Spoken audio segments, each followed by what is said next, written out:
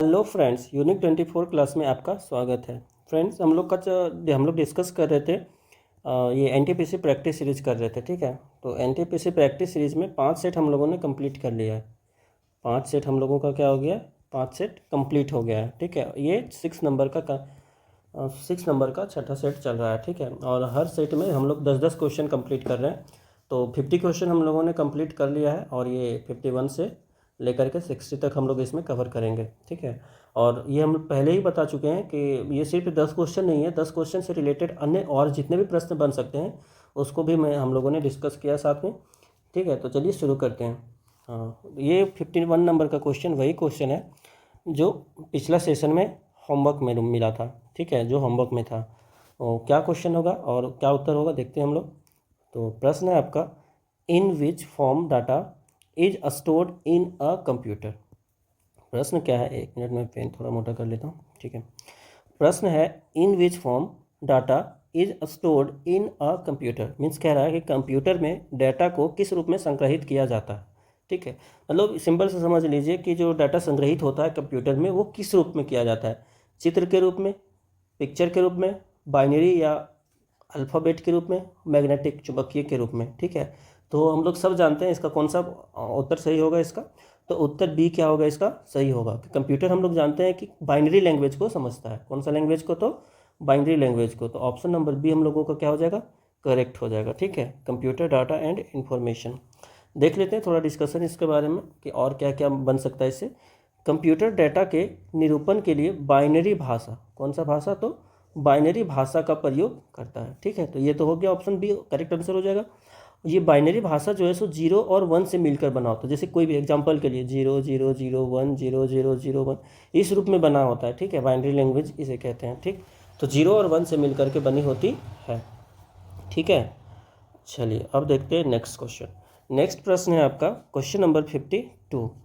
In which of the following places does the river Godavari originate. Means कि गोदावरी नदी का उद्गम किस स्थान से होता है। कौन सा नदी, तो गोदावरी। तो गोदावरी नदी ऑप्शन है आपका हिल्स ऑफ कुर्ग यानी कुर्ग की पहाड़ियाँ, यमुनोत्री से, ब्रह्मगिरी हिल्स से, ब्रह्मगिरी की पहाड़ियाँ से, या गंगोत्री से। तो नाम से पता चल रहा है ये यमुनोत्री तो यमुना के लिए हो गया, गंगोत्री हो गया गंगा के लिए। यहाँ बात हो रहा है गोदावरी का। तो गोदावरी का हम लोग सब जानते हैं कहाँ से निकलता है, वो ब्रह्मगिरी की पहाड़ियाँ से निकलता है। तो ऑप्शन नंबर सी आपका क्या हो जाएगा, करेक्ट हो जाएगा। अब देख लेते हैं इससे रिलेटेड और क्या क्या प्रश्न बन सकता है। ठीक है, ब्रह्मगिरी महाराष्ट्र राज्य के नासिक जिले में स्थित है। क्या, ब्रह्मगिरी जो है सो महाराष्ट्र राज्य के नासिक जिले में स्थित एक पर्वत श्रृंखला है। ब्रह्मगिरी क्या है, तो पर्वत श्रृंखला है। और ये किस राज्य में स्थित है, तो महाराष्ट्र राज्य में स्थित है। और महाराष्ट्र राज्य के किस जिले में स्थित है, तो नासिक जिले में स्थित है। ठीक है, और ये एक पर्वत श्रृंखला है। ब्रह्मगिरी की पहाड़ी के पास ही त्र्यंबकेश्वर शिव मंदिर भी है, जहाँ से गोदावरी नदी का उद्गम होता है। ये प्रश्न बन सकता है कि जहाँ से गोदावरी नदी का उद्गम होता है वहाँ पे कौन सा मंदिर स्थित है, तो त्र्यंबकेश्वर शिव मंदिर स्थित है। कौन सा, तो त्र्यंबकेश्वर शिव मंदिर। गोदावरी नदी प्रायद्वीपीय भारत की दूसरी सबसे बड़ी नदी है, जिसकी कुल लंबाई 1465 किलोमीटर है। दूसरी सबसे बड़ी नदी, यहाँ पे मिस प्रिंट है। ठीक है, ये थोड़ा, एक मिनट थोड़ा टाइम दीजिएगा, ये थोड़ा मिस प्रिंट है। ठीक है, अब ये प्रायद्वीप नहीं होगा। ठीक है, प्रायद्वीपीय नहीं होगा। गोदावरी नदी जो है सो भारत की दूसरी सबसे बड़ी नदी है, जिसकी कुल लंबाई कितना है, 1465 किलोमीटर है। और भारत की दूसरी सबसे बड़ी नदी है गोदावरी नदी। तो पहली कौन सी है, तो पहले हम लोग जानते हैं कौन सी नदी है, तो गंगा नदी है। ठीक है, तो ये थोड़ा मिसप्रिंट हो गया था, प्रायद्वीपीय आ गया था यहाँ पे। तो प्रायद्वीपीय भारत की सबसे बड़ी नदी कौन सी है, तो गोदावरी नदी है। ठीक है, अगर प्रश्न पूछे कि प्रायद्वीपीय भारत की सबसे बड़ी नदी कौन सी है, तो गोदावरी नदी है। लेकिन अगर पूछे भारत की दूसरी सबसे बड़ी नदी कौन है, तो गोदावरी है। और भारत की पहली सबसे बड़ी नदी कौन सी है, तो गंगा नदी है। ठीक है, प्रायद्वीपीय भारत हो गया, जैसे कि ये आपका भारत का मैप हो गया। ये जैसे आपका भारत का मैप अच्छे से नहीं बन पा रहा है, लेकिन फिर भी आप लोगों को सिर्फ समझना है फीलिंग्स कि हम कहना क्या चाह रहे हैं। ठीक है, चलिए, अरे भाई ये क्या बन गया, ये ऐसे जाके ऐसे जाके ऐसे, मतलब कि ये जो निचला भाग होता है ना, इसको हम लोग प्रायद्वीपीय भारत बोलते हैं। कौन सा भारत, तो प्रायद्वीपीय भारत। तो प्रायद्वीपीय भारत का बात कर रहा है, तो प्रायद्वीपीय भारत में अगर बोले तो गोदावरी सबसे बड़ी नदी है और भारत का दूसरी सबसे बड़ी नदी गोदावरी है। ठीक है, लंबाई इसका कितना है, तो 1465 किलोमीटर है। इसे दक्षिण भारत की गंगा के भी कहा जाता है। क्या कहा जाता है? तो दक्षिण भारत की गंगा। जैसे उत्तर पूरा भारत का गंगा हो गया, ये गंगा नदी हो गया, ठीक है, लेकिन अगर दक्षिण भारत की गंगा बोलेगा तो गोदावरी नदी है।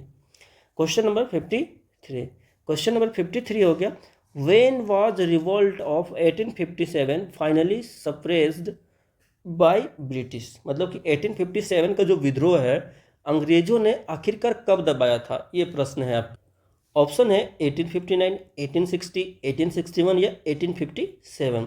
तो हम लोग इसको 1857 का रिवोल्ट जो बोलते हैं इसको, तो हम लोग जानते हैं कि 1857 में ये क्या हुआ था, तो ये स्टार्ट हुआ था। इसके पीछे काफ़ी सारा इतिहास रहा है, मतलब काफ़ी सारा कहानी टाइप का रहा है इसमें, कि मतलब एक सेना है सो विद्रोह कर देता है, उसके बाद यहाँ से फिर वहाँ जाता है लड़ाई, तो दिल्ली पहुँचते हैं, मतलब अभी देखेंगे हम लोग इसका डिस्कशन, ठीक है। तो 1857 में क्या होता है, तो स्टार्ट होता है, तो ये ऑप्शन तो होगा नहीं। 1858 तक चलता है लगभग, ठीक है। 1858 से लगभग 2 साल में ये दमन हो जाता है, मतलब दबा दिया जाता है, यानी 1859 के आसपास ये दबा दिया जाता है, ठीक है। 1859 आपका क्या हो जाएगा, करेक्ट आंसर हो जाएगा, ठीक। चलिए देखते हैं इसका डिस्कशन। 10 मई 1857 को मेरठ में तैनात पूरी भारतीय सेना विद्रोह कर दिया। क्या, कब का, तो 10 मई 1857 को मेरठ में जो तैनात होती है पूरी भारतीय सेना विद्रोह कर दिया। क्या कर दिया, विद्रोह कर दिया। और जब विद्रोह करके जब वहाँ पे जीत गए तो ये किधर की ओर चल पड़े, तो दिल्ली की ओर चल पड़े, ठीक है। मेरठ के विद्रोही 11 मई को कहाँ पहुँच गए, दिल्ली पहुँचे, तथा 12 मई को दिल्ली पर अधिकार कर लिया। क्या कर लिया, दिल्ली पर अधिकार कर लिया 12 मई को। इस विद्रोह का प्रसार देश के अन्य भागों में भी हुआ और इस विद्रोह को अंग्रेजों द्वारा वर्ष 1859 में क्या कर दिया गया, दबा दिया गया। ये आपका प्रश्न था। यहाँ पे ये समझना है कि 12 मई को जब दिल्ली पर अधिकार कर लिया तो ये सब जो सेना सब है वो बहादुर शाह जफर या बहादुर शाह जफर द्वितीय को क्या करते हैं, अपना राजा घोषित करते हैं या अपना नेता लीडर घोषित करते हैं, ठीक है। चलिए नेक्स्ट प्रश्न देखते हैं, question number 54, when was the Hindustan Republican association formed, HRA। ये जो हिंदुस्तान रिपब्लिकन एसोसिएशन है ये कब बना था, कह रहा है प्रश्न कि हिंदुस्तान रिपब्लिकन एसोसिएशन का गठन कब किया गया था, 1920, 1926, 1922, 1924, ठीक है। तो इसका करेक्ट आंसर हो जाएगा आपका 1924 में हिंदुस्तान रिपब्लिकन एसोसिएशन का गठन किया गया था। हिंदुस्तान रिपब्लिकन एसोसिएशन HRA की स्थापना 1924 ईस्वी में कानपुर में सचिंद्रनाथ सन्याल, योगेश चंद्र चटर्जी, राम प्रसाद बिस्मिल आदि ने मिलकर किया था। कब किया था, 1924 ईस्वी में। तो ये तो आपका एक प्रश्न तो ये बनेगा ही बनेगा कि 1924 ईस्वी में HRA का स्थापना हुआ था, लेकिन कहाँ पे हुआ था, तो ये भी प्रश्न बन सकता है कि कहाँ पे हुआ था, तो कानपुर में हुआ था। ये भी प्रश्न बन सकता है कि इसमें कौन कौन शामिल थे, तो सचिंद्रनाथ सन्याल, योगेश चंद्र चटर्जी, राम प्रसाद बिस्मिल एट्सेट्रा, ये सब लोग शामिल थे। इसकी जो शाखाएं हैं वो बंगाल, बिहार, उत्तर प्रदेश, दिल्ली, पंजाब तथा मद्रास आदि प्रांतों में स्थापित की गई थी, ठीक है।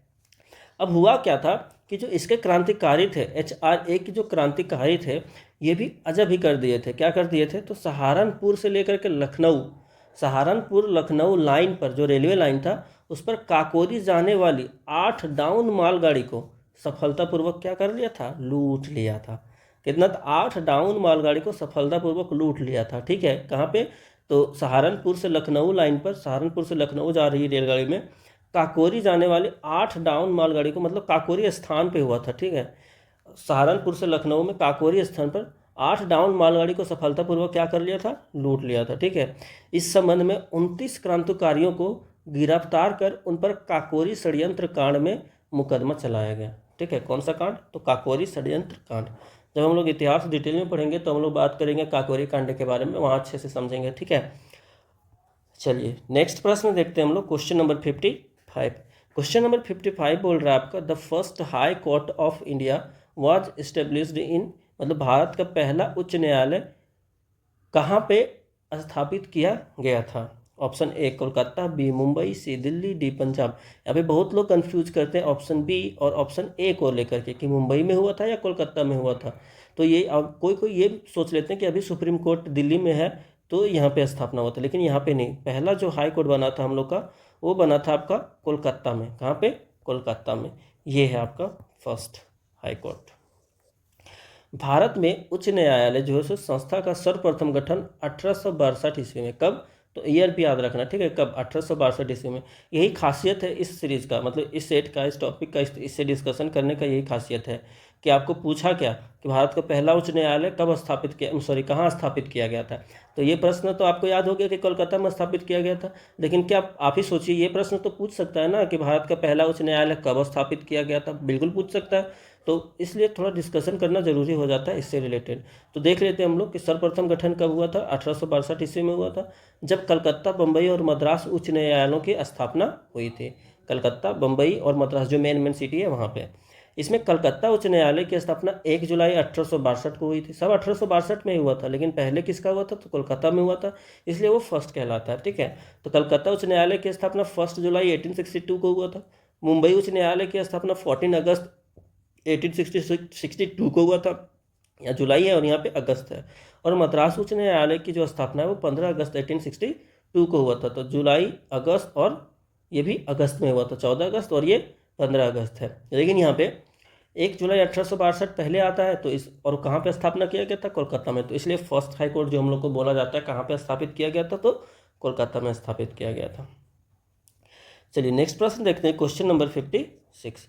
क्वेश्चन नंबर 56 है, in which year were the women transforming India awards started by NITI आयोग।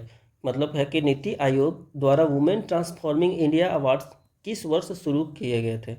2017, 2016, 2015 या 2014? ठीक है, देखते हैं।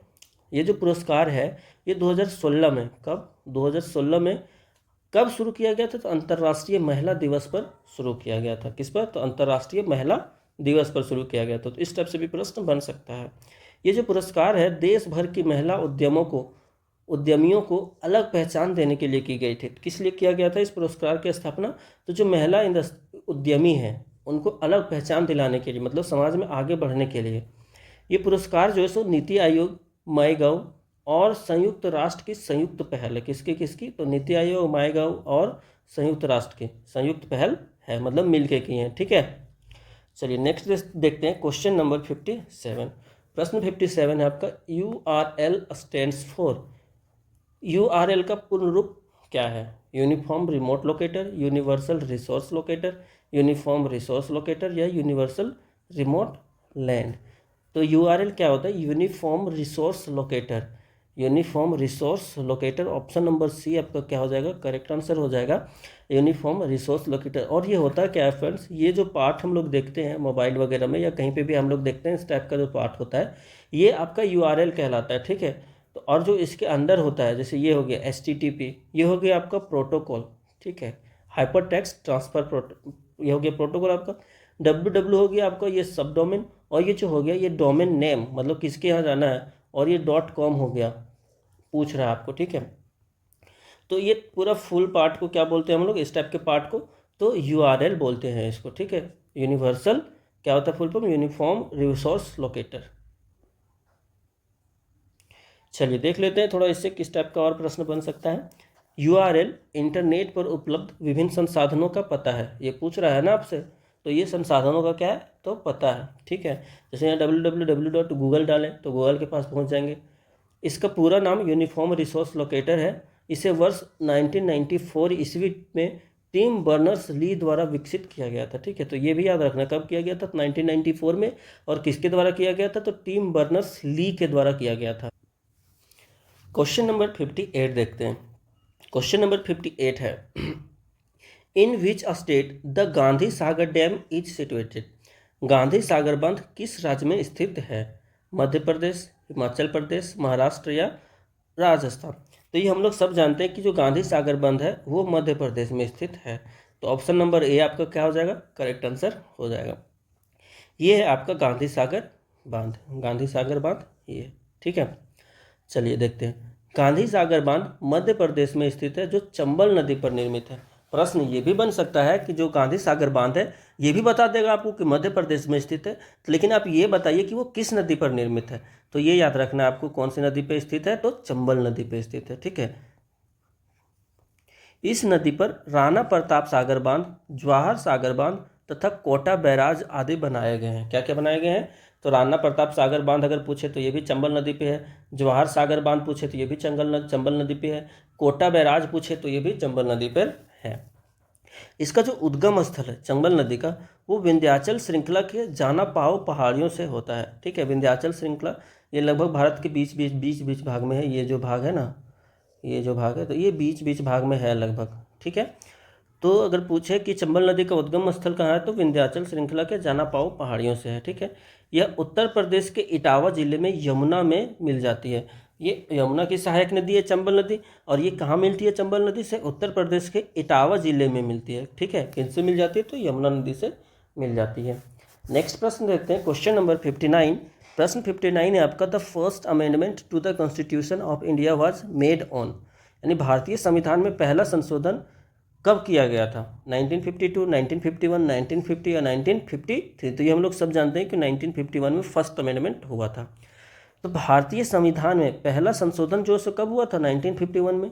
1951 में आपका जो फर्स्ट इलेक्शन हुआ था इंडिया में, ये भी कब हेल्ड हुआ था? तो 1951 से 1952 के आसपास हुआ था। ठीक है, चलिए, ये जो फर्स्ट अमेंडमेंट है अगर आप देखना चाहें तो देख सकते हैं।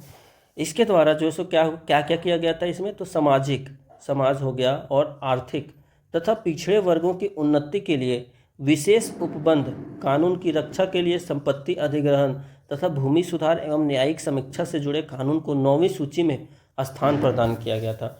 कहाँ, किसमें? तो 9वीं सूची में। ठीक है, किसको? सामाजिक और आर्थिक तथा पिछड़े वर्गों को उन्नति के लिए विशेष उपबंध, कानून की रक्षा के लिए संपत्ति अधिग्रहण तथा भूमि सुधार एवं न्यायिक समीक्षा से जुड़े कानून को किसमें शामिल किया गया था? तो 9वीं सूची में शामिल किया गया था फर्स्ट अमेंडमेंट एक्ट के तहत। चलिए नेक्स्ट क्वेश्चन देखते हैं, क्वेश्चन नंबर 60। क्वेश्चन नंबर 60 आपका, when was INSAT 1B commission, यानी इनसेट 1B को कब शुरू किया गया था? 1980, 1983, 1987 या 1985? या ये उस टाइम का न्यूज़पेपर है। इनसेट 1B एक संचार उपग्रह था जिसे इसरो ने वर्ष 1983 में प्रायोजित किया था। ठीक है, कब किया था? तो 1983 में। ये हम लोग जानते हैं महेंद्र सिंह धोनी का बर्थ कब हुआ था? 1981 में। तो उसके ठीक 2 साल के बाद 1983 में इसको प्रायोजित किया गया था। ठीक, चलिए अब एक लास्ट प्रश्न आप लोगों से पूछते हैं जिसका उत्तर आप कमेंट में देंगे। प्रश्न है आपका, what was the code name for Pokhran nuclear test 2? ये 2 पोखरण परमाणु परीक्षण 2 का कोड नाम क्या था? Laughing Buddha, smiling Buddha, operation शक्ति या ऑपरेशन रिसर्च? लाफिंग बुद्धा और स्माइलिंग बुद्धा, ऑपरेशन शक्ति या ऑपरेशन रिसर्च? तो इसका करेक्ट आंसर क्या होगा? आप कमेंट में उत्तर दीजिए इसका। ये है आपका पोखरण परमाणु परीक्षण। ये ठीक है, तो आशा करते हैं कि आपको सेशन अच्छा लगा होगा, और कैसा लगा आप कमेंट में बताइएगा। और अगर सब्सक्राइब नहीं किया अभी तक चैनल को तो सब्सक्राइब कर दीजिए। ठीक है, थैंक यू।